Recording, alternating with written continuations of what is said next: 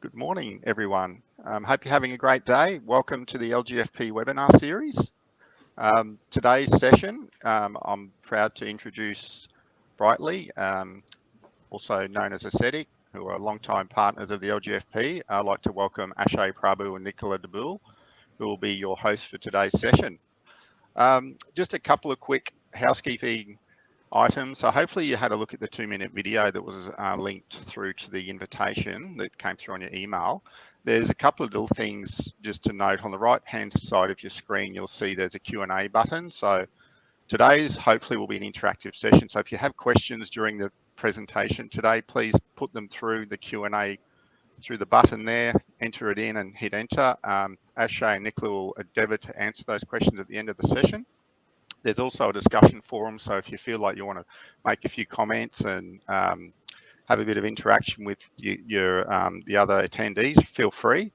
And if you want to take notes, there's also a notes button, so you can take notes, and at the end of the session, you can actually export any notes you take. So once the session ends, feel free to download and keep those notes for future reference. Look, asset management, as we all know, is a critical component of particularly local government and state government operations. I think Ashay will touch on this, but there's still significant work to be done, and particularly with strategic asset management and addressing asset management needs for local government and state governments and even federal governments moving forward in the next few years. But look, without further ado, I'll pass over to Ashay and welcome him to present today's session. Over to you, Ashay, and welcome. Thank you, Michael. Thank you, Eiley, and thank you, LGFP, for hosting this webinar. My name is Ashay. I've got my asset management practitioner, Nicola Dabul, also on the session today with me. And together we plan to take you through a fairly interesting topic in local government at the moment, which is balancing the budget. And balancing the budget from an asset management perspective, given the fact that local government owns about 500 billion plus of infrastructure across Australia, and that is getting eaten up at a staggering $16 billion a year. It's also because fundamentally, from balancing the budget perspective, with 85% of Australia's infrastructure in the local government domain, aging assets now becoming one of our forefront issues, and the ability to cope with assets slipping into the poor or very poor zone makes it all the more important for local government to start working out scenarios of not just how much money do I need over the next 10, 15, 20 years to manage my assets from maintenance and capital perspective, but it's also about if I spent that money differently, would I get different outcomes, and is there a way to unlock that hidden value? What that means in simple terms, if we can just spend a little bit of time on asset life cycle and performance, is asset management life cycle, unlike this straight line here, which is accounting depreciation, the asset management life cycle is cyclic. It is not a straight line. And just like a human, whether it's a pipe or a building or a footpath or a road pavement or a plant and equipment or a fleet, assets will reach what is typically called a point of inflection, at which that rate of consumption will significantly exceed our capacity to pay for its repair and upkeep. And that, if I can have your attention on that point, this is really, really a critical conundrum that asset management faces, which is when our assets reach that rate of consumption, where the rate at which they get eaten up is far greater than the rate at which we can replace them, then we hit a point of what is called accelerated consumption, leading to the classic PVP state. And PVP, for the purpose of today's webinar, is the proportion of my infrastructure as local government or a water utility or housing It's the proportion of my assets that are in the poor or very poor stage, typically called the E and the F in the American standard, or called condition 5 and condition 6 or performance 5 and performance 6 in the Australian context of strategic asset management. And when we get more and more bridges and more footpaths and more buildings and roads into that PVP stage, on the left-hand side here, this term unplanned maintenance is what starts to cause angst, because our crews in the field are spending most of their time fighting fires on the reds, as opposed to maintaining the Bs and the Cs and the Ds, which is where they should typically be working to stop them from getting to that point of inflection. So this becomes a very dynamic problem to solve, not a difficult problem to solve, but becomes a dynamic problem to solve because local government now also worries about which of these reds are critical, which of the yellows may not be critical, and how do I now distribute this scarce dollar that I have between all those elements so I can stop my infrastructure from getting into that 3, 4, or a C- zone. So I'm just going to take a bit of reflection on this to say, from a finance manager's perspective, it's not just about the big picture capital items, which we are all quite conscious about because every local government does a pretty solid capital works program for the $15 to the $400 million it spends every year. Some councils might spend as little as $7 million on capital, and some of the bigger cities might spend up to $400 million on capital every year. But there is a reasonable handle on how that program is developed, at the expense of not really coming to grips with this concept of maintenance, which is the pothole patching, the salt and pepper stuff like painting the buildings, grading the shoulders, keeping the fleet functional, air conditioning maintenance, and realizing that maintenance cost compared to capital will start to creep as the assets wear out. So a really poor condition road, for example, will have a significantly higher maintenance cost per year compared to a road or a footpath that's in a reasonably good nick. And it's the same with capital. Instead of waiting till a bridge gets to a cherry red and costs $1,000 as an example, is there a better option to provide an intermediate treatment when it's at a D or a 4 at a significantly lower cost? And if we did that and followed the yellow life cycle of the asset as opposed to the red life cycle of the asset, will that give us a significantly lower life cycle cost because we're also saving on ongoing maintenance? But it gets really complex because we're dealing with thousands and thousands of assets. And the reality is, if that maintenance gets forgotten, then there is a real risk for Australian local government in particular that the Cs and the Bs will start to dip into the Ds and the Es a lot faster. And understanding this context and presenting this information in a really simple format to our councillors and our community is what the next 10 years of strategic asset management is about. It's not about articulating the depreciation. It's not really about saying we've got X percentage in poor and very poor. It's about saying what will happen if I did business as usual versus if I spent my money differently. And it's about having a focus on this PVP risk.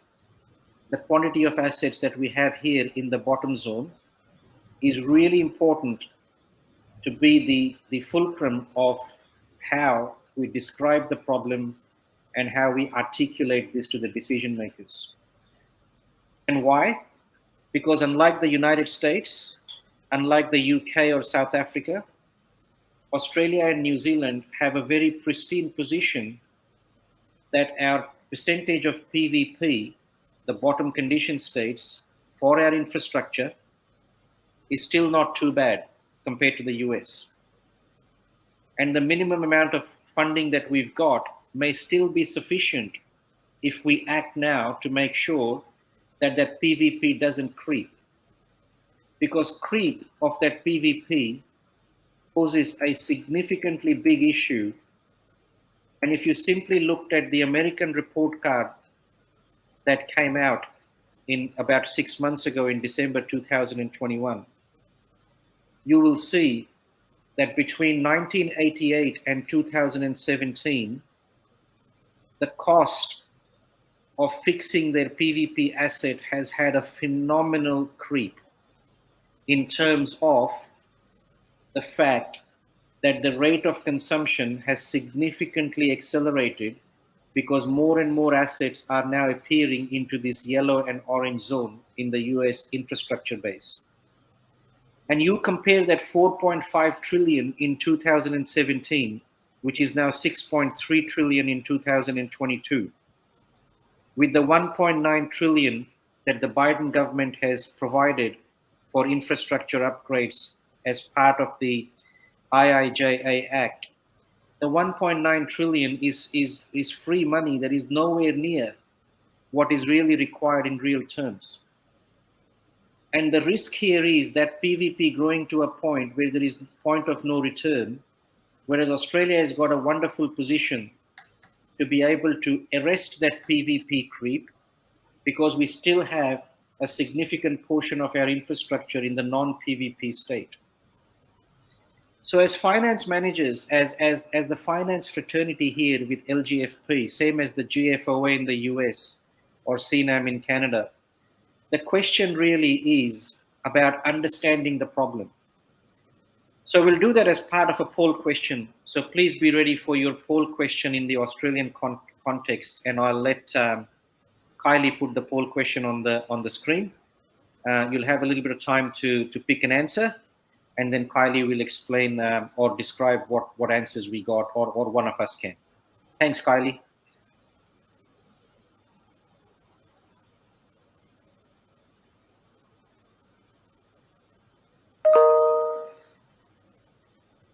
Kylie, will you bring the poll question up? Or it is probably up.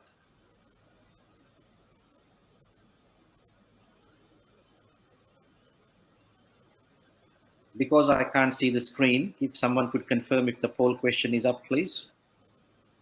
Yeah, it's up. Okay, thank you, Kylie.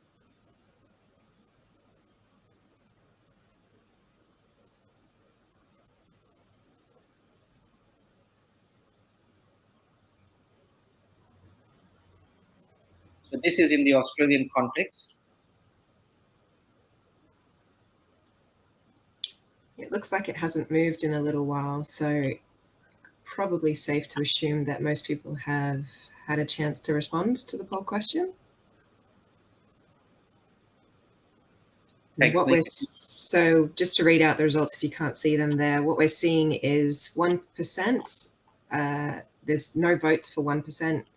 There is a 14% think that the percent of roads in poor or very poor is at 5%. We've got 32% sitting at the 10% in poor and very poor, and 54% think that 20% is in poor and very poor. Thank you, Nick. That's a fairly substantial number of people that think more than 20% of the Australian infrastructure is in poor or very poor condition for roads and buildings. Am I right? Correct. So let's just check what the headline findings were from the National State of Assets report in Australia, very similar to the ASCII report in the United States. So what we're seeing here is, in Australian context, 10% of the assets are in poor or very poor condition across the base. But the really important number is down below, which is 3 out of 100 assets, which is 3% of the infrastructure, is in very poor state, which requires immediate renewal. And that's your bridges, our road pavements, our footpaths, our buildings, our underground pipes across the base. But there's also 10%, or 1 in 10 assets, including that 3%, that requires attention, which means it is in that penultimate stage, which is where we need to be super careful in relation to unplanned maintenance, etc., where they are likely to slip into that poor or very poor stage. So, and it's really interesting how so many people thought that the number is more than 20%. And let's just look at that in a context. If 20% of my footpaths, say for example, were in poor or very poor condition, that means 1 in every 5 steps I took would be completely cracked, or there would be stepping or relative fretting, or the footpath would be literally at a point where it's posing a high risk. And the same with roads. So 20% would be a fairly scary number. But I'm sure there are people in the room who would feel that's my counsel. I think some of my assets would be reaching that stage. And if it is the case, then it is a fairly severe issue in terms of backlog and in terms of risk, and also in terms of the funding being able to cope with what is required. Canada is not very far from the Australian context, and you'll see here they've got a fair proportion of their assets in this bottom red zone, which is about 5 to 7%, pretty similar to the Australian context. In real terms, the US is way above 15%, and that's where we have an opportunity to really get this right. So from a strategic asset management perspective, moving forward, we now have some choices. So we know that 3% of our infrastructure nationally is in poor or very poor condition. Another 7% is creeping through, and that's kind of an average number. But when you're faced with this issue from a finance perspective, there's really only 3 choices: whether it's local government infrastructure, whether it's business planning, whether it's family planning, whether it's structuring the 5-year plan for a football club. The choices are similar. The board either says we have to raise taxes because there's no other choice, and we have to raise taxes because we don't know any other way of solving this, or we just ignore and hope the problem goes away and no one speaks about it, and we'll work it out every time we get there, what we do in terms of eradicating that gap.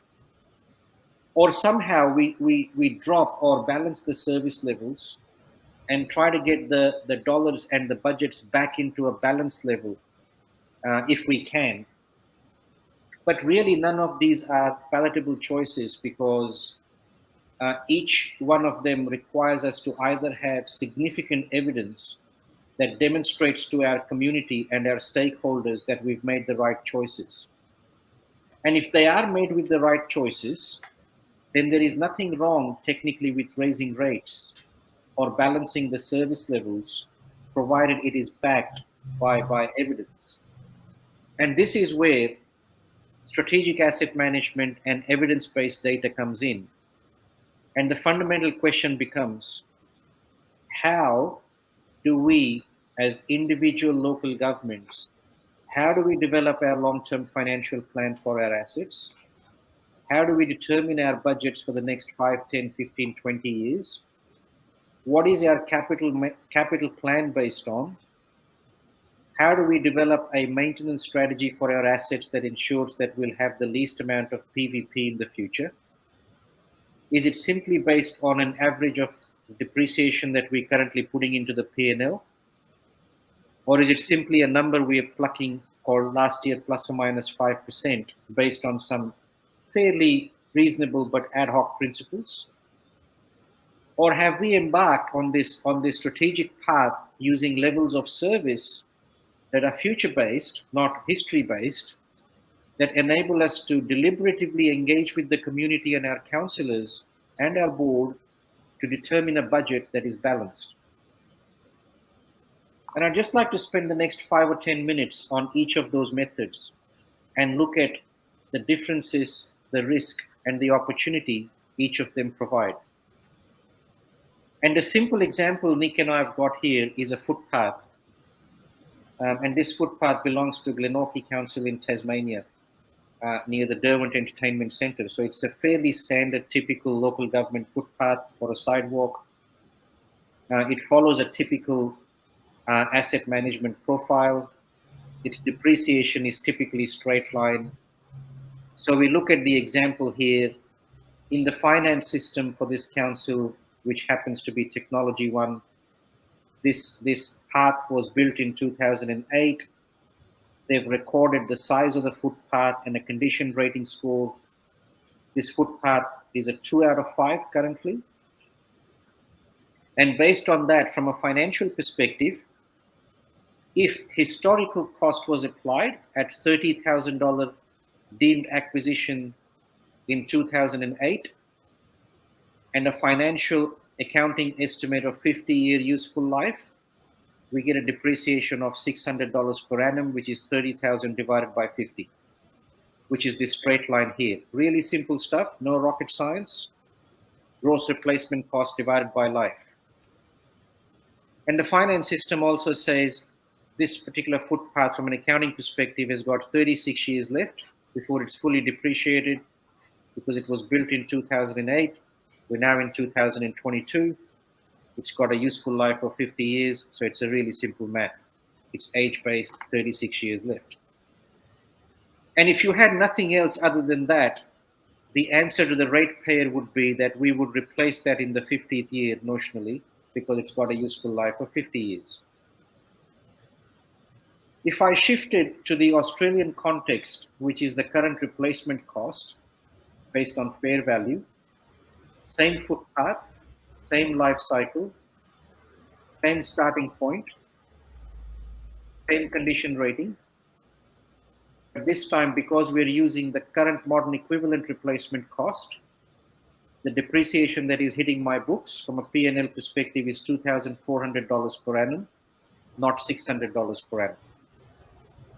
So the industry has shifted, thankfully, from at least historical cost to a current replacement cost, which is the most sensible way to do it.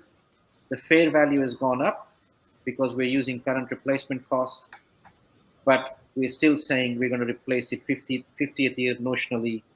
We can't communicate anything other than that to the ratepayer or to the councillors.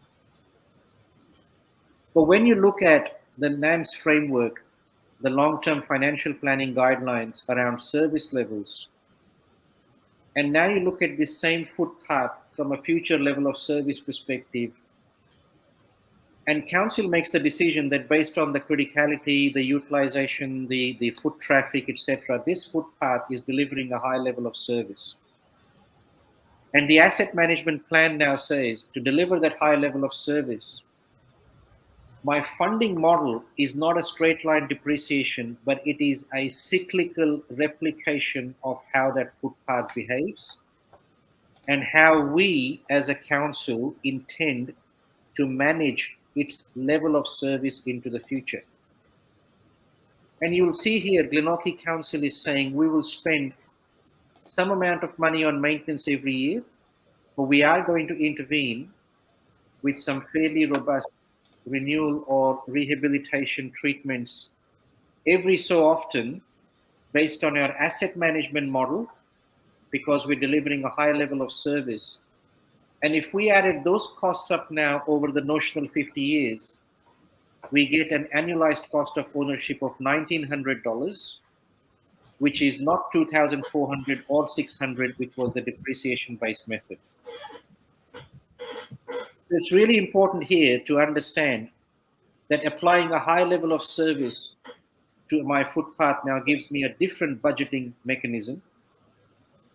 But if I said, from an asset planning perspective, if Glenorchy Council said this is a low priority footpath, which means we will still provide planned maintenance because we are good guys. However, when it comes to rehabilitation and the utilization of that footpath, we'll just keep it free from risk, and we won't be doing the major rehabilitations as often as a high priority footpath, which will give us a reduced life cycle cost of $900 per annum, which is a method of communicating to the ratepayer and the councillor that my future level of service is what is driving my funding. My asset management plan is therefore dictating which scenario I choose and which one can I afford, because I'm able to trade off. And more importantly, This ammunition is now informing my long-term financial plan, which is how it should, based on the audit office requirements, based on the integrated planning requirements, and based on the asset management frameworks in every state. So as finance managers, we are accountable for this sort of answering these sorts of questions. Which model are we going to choose in our long-term financial plan? Are we going to call this footpath a low priority, medium priority, high priority, because each of those comes at a different cost? Or are we just going to say it doesn't matter what the level of service is or where the asset is? We will just simply say we've got to fund the depreciation.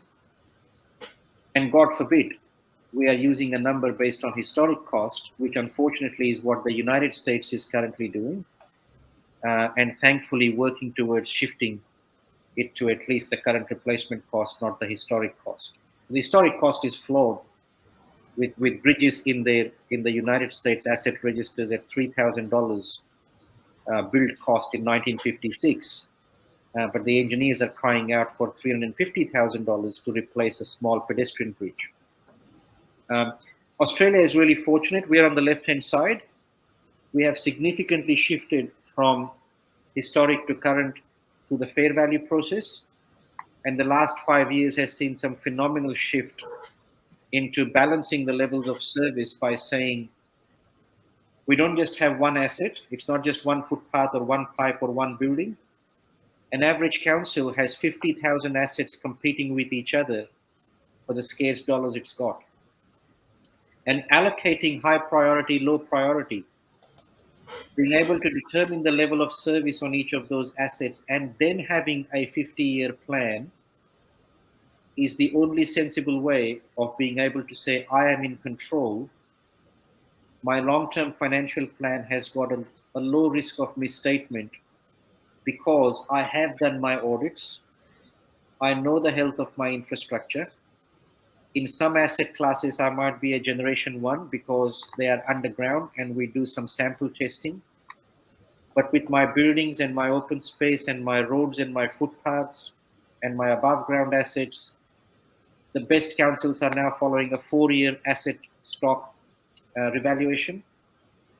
These assets are being assessed, and there are hundreds of examples of best practice where the budgets have been balanced, the monies have been traded off between high and low priority, rates have been pegged or risen, or even stimulus funding has been attracted at margins greater than the average formula because the entities have been able to demonstrate that they are in control of their long-term asset management plan.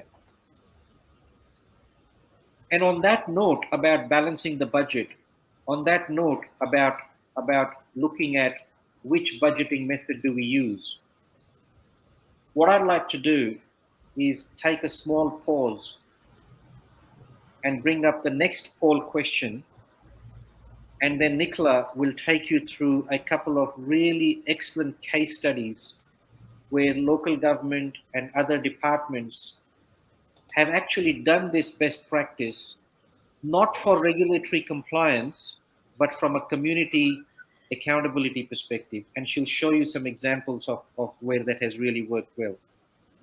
So over to you, Kylie and Nick, for the poll question in the next session. Thanks. So the poll's up on the screen at the moment. And we're just asking that regarding your organisation, how far out does your asset management plan go?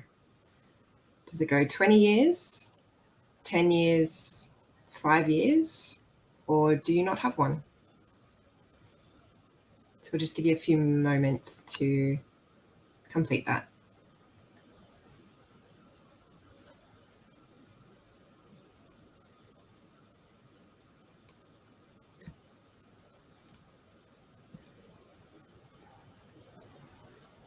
Okay, so it looks like it stopped shifting there.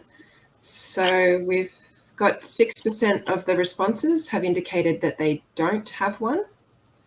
8% have indicated that their asset management plans are covering 5 years. 63% are indicating 10 years, and we have 20% indicating 20 years.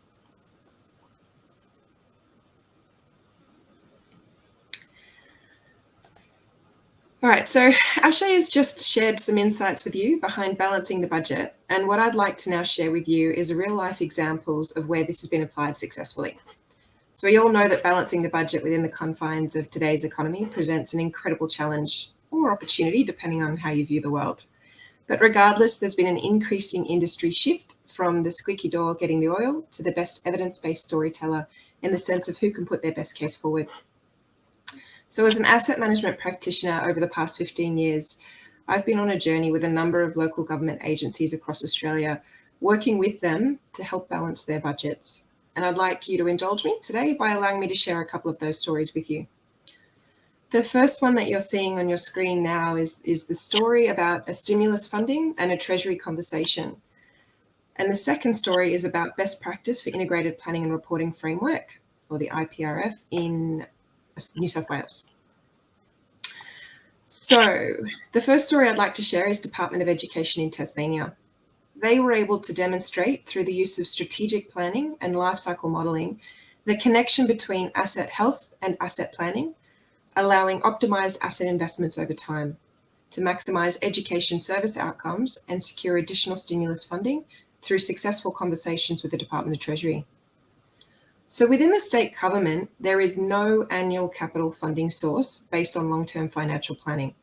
So departments like the Department of Education are reliant on the government approving capital projects based on a priority list submitted as part of an annual whole of government process.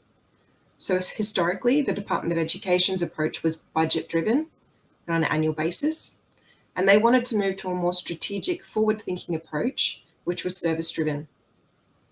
So with an asset portfolio of well over $3 billion, the department realised they had an urgent need to quantify the overall condition of its building stock, but more importantly, what the asset health profile looked like into the future. They knew that their buildings overall were in a poor state, but had to prove it. And how could they ensure that the minister and the government understood the long-term financial gap and risk, which was only compounding year on year? So the department crafted an assessment approach that not only captured condition by space, but also provided other insights required for more effective decision-making, such as the occupancy, so school occupancy distribution, safety and functionality, and then they used a Power BI reporting tool to help them tell their story. So they're able to show, and what you're seeing here on your screen is the number of buildings that they look after, the number of components within those buildings, also looking at the future funding requirements and down to the different local government areas and facility types. So the asset health, just let it load up, was used to drive the asset lifecycle modelling outcomes. So what you're seeing here on the screen is the current state of their assets and the asset health and condition distribution. I'll just zoom in on an area of the map. And then depending on the funding scenario and the amount of investment applied to their portfolio, they can see the shift year on year as time goes by, the effect that that investment decision is having on their portfolio. And we can start to see the condition distribution and the number of assets that are in poor and very poor increasing based on that funding. If they were to look at, say, investing when the asset is due for renewal, you're starting to see a different shift in the distribution of the portfolio and the asset health. So it's depending on where they spend their money, and they have a different outcome, which was what they were able to show those various simulations. So the outcome of the approach that Department of Education used meant that they could simulate restricted funding for any area, providing the politicians with accurate evidence-based plans, removing political bias from the project selection process. Department of Treasury now have a clear picture of what they're responsible for and how their decision can impact the community into the future.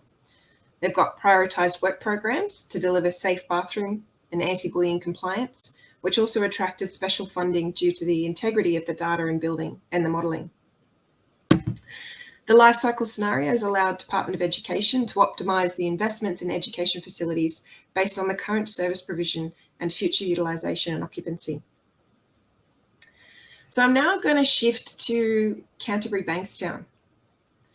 So Canterbury Bankstown, or the City of Canterbury Bankstown, or CB City as I'll refer to it from now on, have gone on an incredible journey from historical cost to a long-term financial plan based on levels of service and best practice for integrated planning and reporting framework requirements in New South Wales.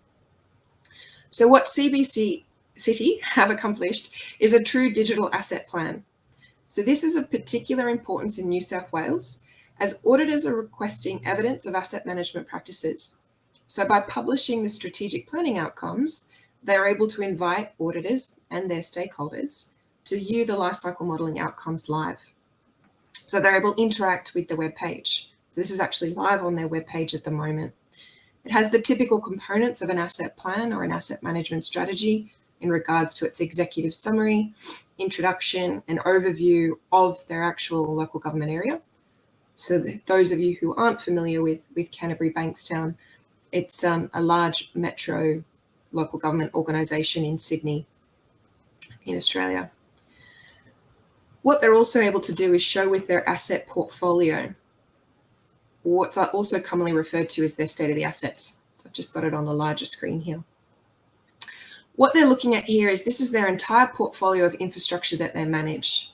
You've got key financial metrics around their current replacement cost, the average annual budget requirements, renewal gaps, your unfunded renewal, or what we call your infrastructure deficit or backlog.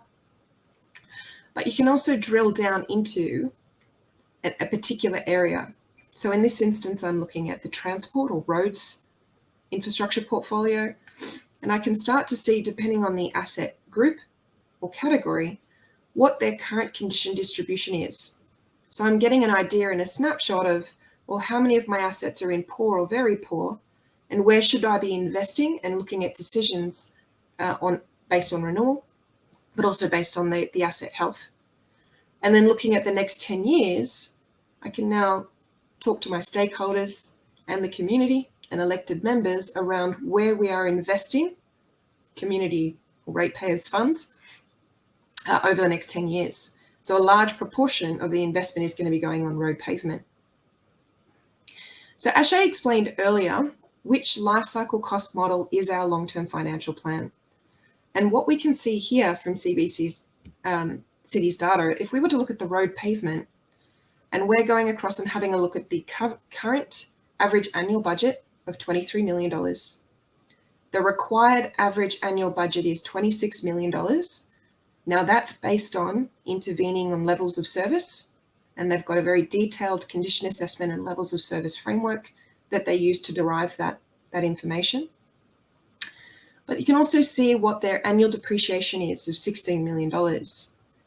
So if you're putting away $16 million, but you actually require $26 million, it does open up that conversation around what life cycle cost model is our long-term financial plan based on. If you were to look at footpaths as another example, you can see the required average annual expenditure of $2 million, but an annual depreciation of $5 million. So again, depending on the levels of service and community engagement, you can start to make informed decisions around where you're going to be investing. So the difference is that Canterbury Bankstown City understand the levels of service it provides, balanced against the long-term financial plan through strategic planning scenarios. So again, jumping back into their asset plan, we can now look at their long-term financial strategy. And what they've done with their long-term financial strategy is look at a number of different scenarios.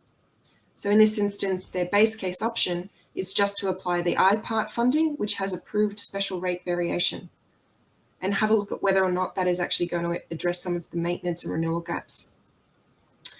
Also looking at the servicing model, so where the funds get distributed between the infrastructure reserve and OPEX. If they look at the asset management model, so intervening when based on their levels of service, looking at a scenario without the special rate variation, and then also a reduced services.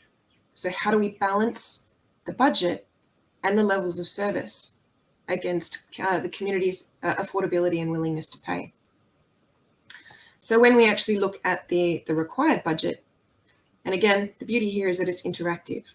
So you can jump in and have a look and select the required budget and see that the average annual budget requirement is $60 million. but they currently have $51 million.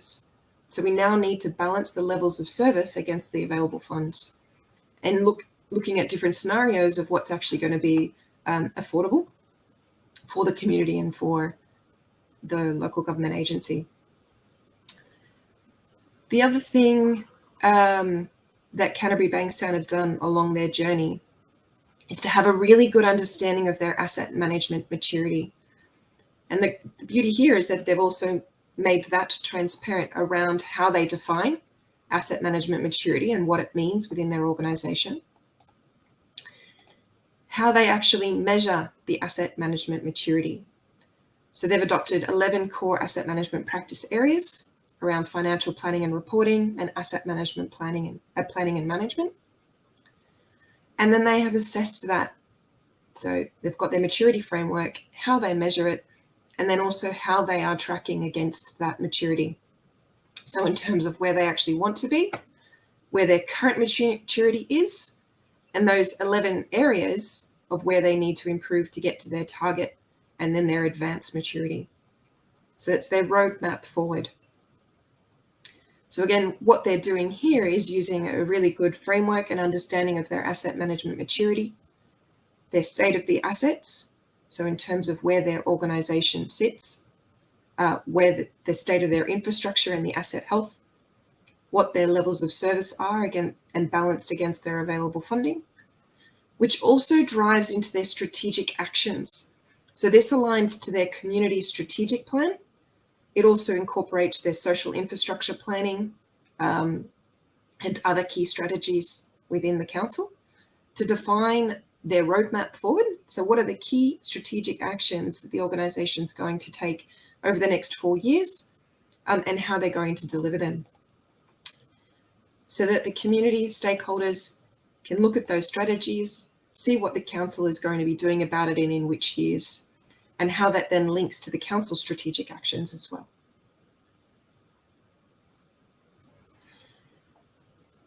So to wrap it up, I just wanted to say, I've shared with you 2 use cases where asset practitioners have been able to utilize the strategic planning to balance the budget and make those informed investment decisions.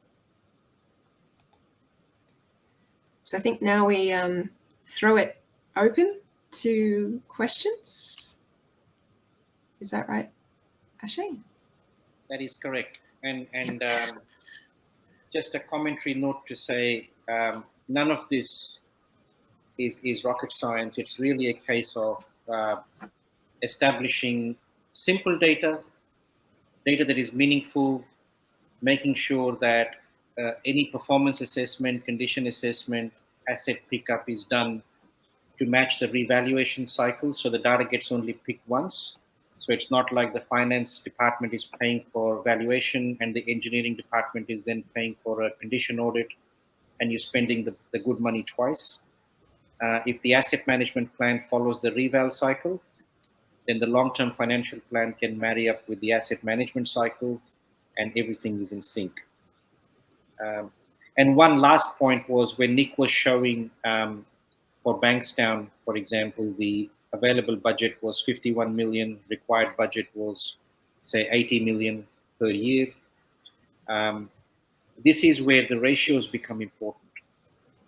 So when we divide the available budget by the required budget, we get a far more sensible ratio than dividing the available budget by depreciation. Not because depreciation is wrong, but because depreciation is a long-term average. And even under the guidance from IPWEA recently, they're saying, use that depreciation in your ratio with caution only if and only if no other asset management evidence is available. Whereas what we showed here through the different methods of budgeting is asset management evidence that shows to the community, we don't have all the money in the world, but we can show you what the money will buy. And as an accountable council, our ratios are based on our real future sustainability. And that's what balancing the budget's about. So yeah, more than happy to take questions or comments. Michael and Kylie, over to you as well. Ashay, I might lead off. I think we'll I encourage the participants send through questions through the Q&A button down the bottom of or right of your screen. But Ashay, how would you in your experience, and Nicola, with smaller councils who obviously struggle with available resources? And you did mention just before regarding condition assessments, aligning that with the revaluation processes. How would you recommend for those smaller councils on, where would they start the journey in terms of getting that strategic approach, and what tools would they use? Is it starting just capturing the data? Is that a start for them in terms of understanding, well, what is the condition of your assets? And then the next stage is, well, what tools can you use to actually, decipher that information and then put it into a form that's meaningful for, councillors and their CEO and their executive teams? Yes, that is spot on. Nicola, do you want to take it? Because you work a lot with the smaller end of town and make sure capacity is built up. Yeah, absolutely. And I probably have a slightly different approach. So usually when we tackle these kinds of questions where you want to achieve great things, but only have a small pool of resources, you've got to look to becoming resourceful.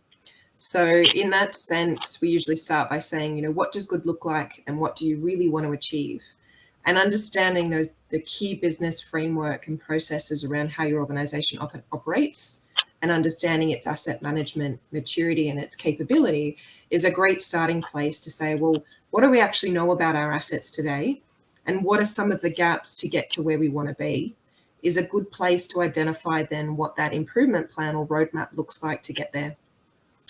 And then you might discover that you don't need, extensive, detailed, level 2 and level 3 condition assessments. You might just need one or two key attributes. And that's something that Department of Education did. They realized they didn't need, the Rolls Royce of condition assessment. They wanted some very simple key indicators to look at. Well, did they have, DDA compliant bathroom facilities? Did they have 21st century learning capability? And how fit for purpose were they? Because that was driving their asset management practices and their level of service framework, not necessarily, how cracked a footpath might have been or how, the physical condition of the asset.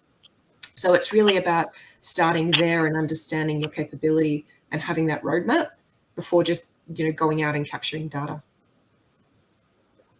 And I might just add one point to that, Nick, which is in my 25 years in local government, Michael, the best asset management innovation has come from the smaller councils. And that's probably because they had to do more and more with less and less. And I'm not being critical of the bigger ones, but the bigger ones have wealth of data. It's like drinking from a fire hose.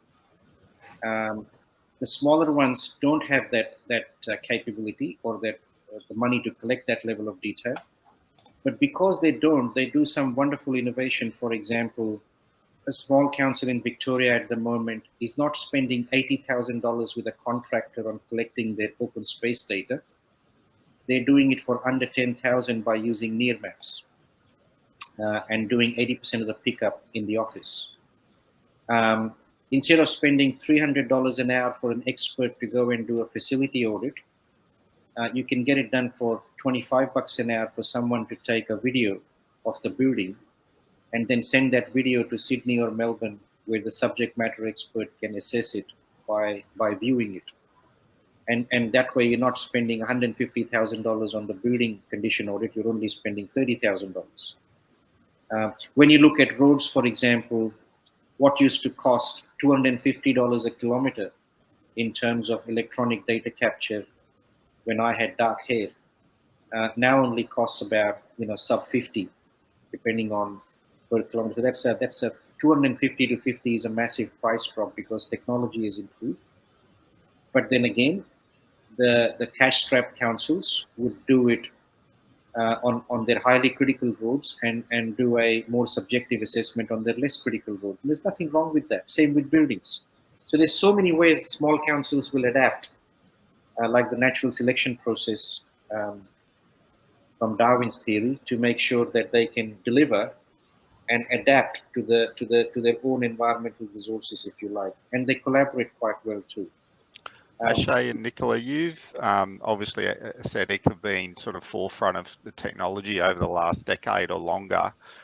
Where do you see, technologies, multiplying at an exponential rate in terms of technology advancement in data in analytics, automation of data, technology to capture data?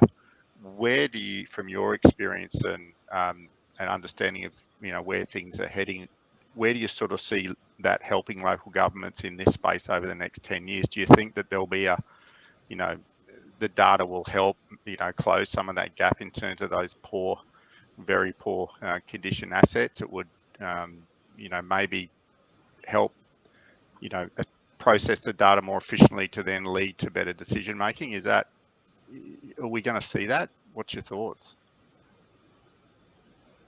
Nick, you're the thought leader in this space, so I'll let you answer it. Yeah, look, I think we're already seeing a lot of that happen, and there's a lot of investment going into the IoT space and self-diagnosing infrastructure.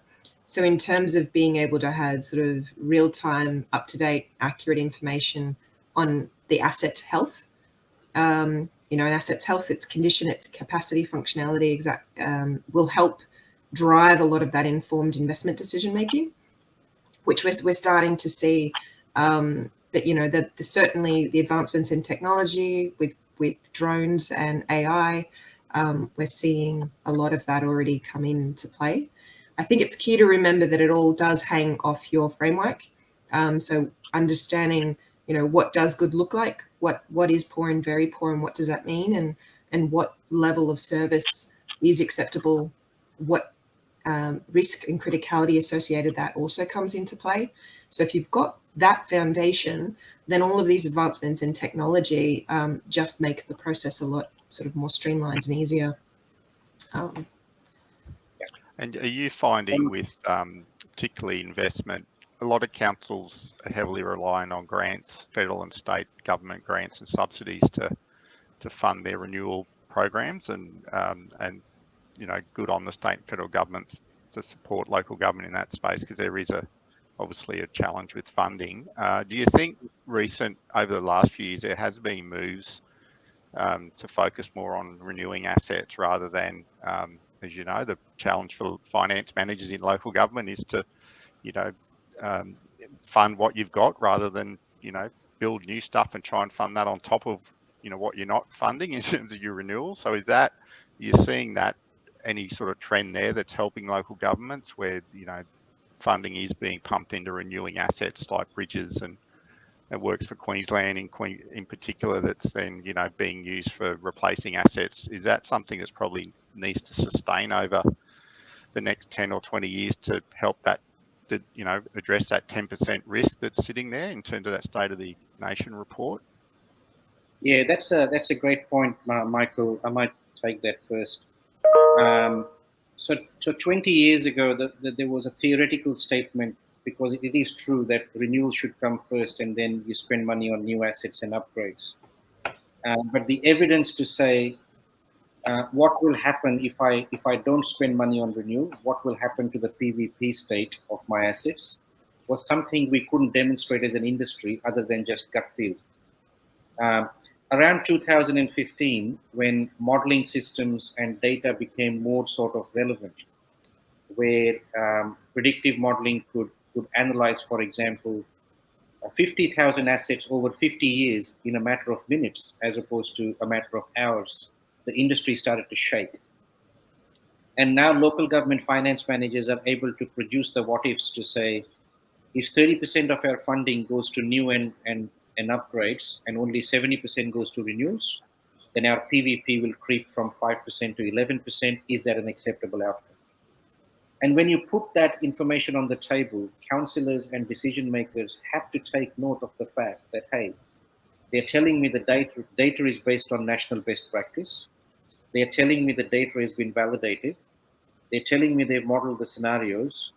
There's not much I can do here to bring in discretionary political decision making to say, no, you will still build new assets first. So the shift has come to the point where mayors are now standing up at conferences and saying renewal comes first, because we have to maintain what we've got. Otherwise, we'll end up like the US in terms of PVP. But to answer your question, that has only been possible because analytic systems now are able to cope with billions of permutations of what ifs within a matter of minutes, which just was not possible. So 20 years ago, we would just be saying our annual depreciation is 16 million. We need to fund somewhere up to 16 million, otherwise we'll be in strife. But what does strife mean? Does that mean kids will leave town? Does that mean we won't have water supply? Does that mean 3 in every 100 pipes will break every year? Now we're able to articulate that, and therefore that shift is coming through. Ashay, there's a couple of questions that have come through. So John's asked, how do councils help councillors to engage with their community on realistic service levels? So what's your thoughts, yourself, Nicola, on that? Brilliant question. So there's a lot of regulation in every state now that requires deliberative engagement with the community, which is 4 steps: inform, consult, collaborate, and empower. And most local governments are at the inform stage, which is informing the community on what money will buy. But what we are proposing is, instead of going out to the community and having that conversation before they are fully engaged, it's really the councillors that need to have this type of discussion like Bankstown in the room. And IPWEA, for example, is working very closely with Nicola in terms of having elected members understand these concepts of local government financial planning. It's something that, Nick, you do 3 days out of a 5-day week. So I'll let you answer that question, how the councillor engagement works. It's like, how long have we got? But yeah, look, starting with that, like as Ashay said, with informed understanding is really key. And awareness is also really key around, what have you got, what state is it in, and what do you need? And then starting that engagement process, but also making sure key stakeholders within your organization are involved in that conversation. And it's within your organization understood, and knowing what message and what story and what narrative you take to the community to then start that engagement process. Because it's not really good to go out to the community and say, okay, what do you want? It's, hey, this is our current position. This is what we're currently delivering for you. If you're wanting a higher level of service, if you want all those parks mowed and you want all the black shiny roads, you need to actually fund that. And that's what, our Bankstown, Byron Shire Council, they've been able to do by saying we actually need to do a special rate variation. We need to increase our rates. Are you okay with that? Is that acceptable? Because we've got the evidence to back up, our current state, what you're getting in the level of service, and balancing that budget. Yeah. Or like what City of Salisbury did with their councillors recently before adopting their SAM was trade-off. And they shifted. So based on depreciation, their drainage was about $3 million a year. And the engineers couldn't find a pipe to fix because it's cyclic. The hump hasn't come yet. So they were able to demonstrate by shifting some money into roads and by putting some money into buildings, do we get a better bang for buck into the future? On top of the optimization that they do to make sure the PVP is reduced. City of Geelong, for example, is saving around $2.5 million in capital by shifting from the business as usual model, which is fix things when they break, to a life cycle model, which is introduce intermediate treatment so the yellows don't drop into the red. City of Melton saving about $1.5 million a year, but it's the smallest councils, like I said, that have got the greatest bang for buck out of processes like this, because they're able to engage their councillors and then do the trade-offs to balance the budgets. And I'll probably just to round out that question from John, obviously service levels and, a structured service planning approach and assets are a significant, supporting component of services that councils provide. It's that, and I think Australian local governments are starting to think about service planning as a process rather than an ad hoc thing you do depending on what legislation you must follow. So I think over the next 10 years, we'll see, as you mentioned, Ashay, more deliberative engagement with your communities where you can demonstrate, these are our priority services and here's where our investment's needed. What do you think? Yeah. And then obviously the numbers, the numbers are important to say, well, this is all we can afford. Yeah. Do you want to pay more or live And this is within why, it? this evidence. Like every councillor session I've been to, and Nick's the same, they will always, the first question is, how do I believe this data? And Australia is fortunate. There are NAM's practice guidelines on every single asset class in terms of best practice condition assessment. So as long as they are followed, and you don't need more than 4 or 5 attributes per asset class, you don't need 40 bits of data, boom, you're away. Ashay, we've got, Nicola, we're coming up to the end of our hour, but we've got a couple of more questions we might quickly get through. Blake's asked, I work for a large local government, and for structural assets, we generally apply a maintenance budget at acquisition based on an acquisition cost plus inflation. Should I perform a check based on latest revaluation data and identify potential gaps in the budget? Seems like a simple answer to that one. So Yes. So I think, yes, you should, instead of using a sort of a flat line assumption, start to look at which buildings are critical, which buildings are non-critical, and understand the life cycle of each building. It's not rocket science. You could have 4 different life cycles across your portfolio, one with early intervention, one with late intervention, as long as you keep it safe with maintenance. And you'll find that the maintenance budgets, like I showed for footpaths, and the capital budgets would be significantly different to just using a flat line. And a flat line is not going to win an argument in the council chambers because a flat line won't show them the options.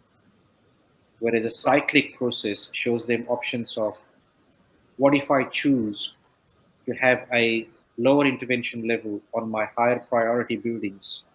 Yes, I'm paying continued intervention over the lifetime, but I'm reducing risk, I'm reducing ongoing maintenance. And my low priority assets, while they might not look as beautiful as the high priority ones, I am still keeping them safe.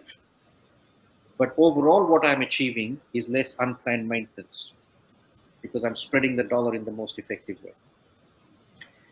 I think also just to add to that, or to help answer another side of it, because this question comes up a lot, is around whether or not you use the replacement cost or you use your project treatment cost.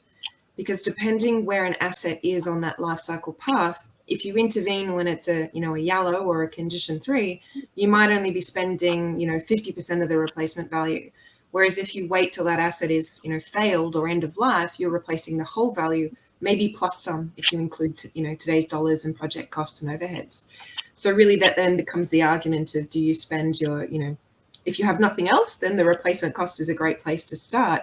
But if you want to take it one step further, look at your actual renewal treatments and what they cost you at each stage of that, as that asset moves through its different life cycle phases, to get a more realistic representation of the averaged annualized expenditure or the required funding to service that asset. There's another question on Queensland being more than 10% for underground infrastructure. I could not agree more. I don't know who's asked that question. There is a significant issue in Queensland and New South Wales with underground infrastructure. And the quicker council engineers get up to speed with it to articulate the PVP and understand which ones are critical and non-critical, and then present the business case, the better off we'll be. Because you don't want that to creep. From my gut feeling, it's about 15 to 20%, which is really, really high.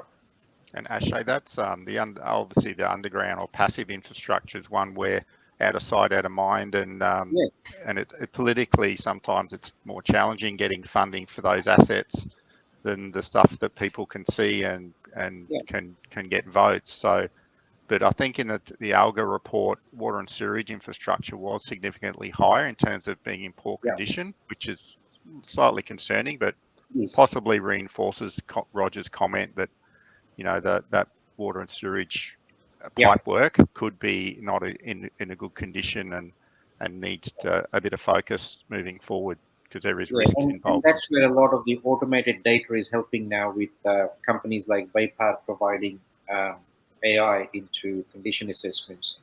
But at the end of the day, all that data is still only data. It's up to the practitioners to say, how do I create a story that allows me to go and seek both funding and resources that we need to fix this problem. Because if it gets to 30 or 40%, there's only one choice, which is complete rehab, and that's very expensive. Look, and final question. Yes, Kamala wanted to know if the presentation will be made available. So yeah, we'll send a link to all participants of the set presentation today, because there was some really interesting slides. I want to get my hand on a couple of those graphs myself. But look, we've run out of time. I'd like to thank Akshay and Nicola. Very interesting session, and it's probably an ongoing conversation that governments need to continue, because there is some assets are the biggest value that councils deal with, and keeping them in good condition helps service communities and keeps economies running. So I'd like to thank you for your time today and supporting the LGFP, and to everyone out there, thanks for your time, and keep an eye out for the LGFP conference information that'll be distributed shortly, and hope to see you all in November. But thanks, see ya. Thanks again, bye.